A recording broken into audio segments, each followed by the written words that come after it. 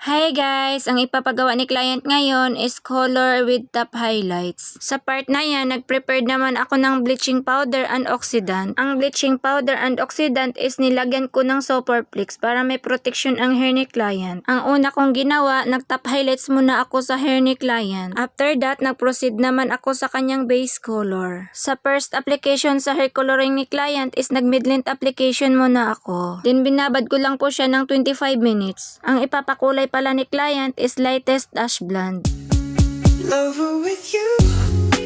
Sa part na yan, nag-prepare naman ako para sa routings and sa ends sa hair ni client. Then binabad ko lang po siya ng 10 minutes. Sa part na yan, pinapatuyo ko na ang hair ni client.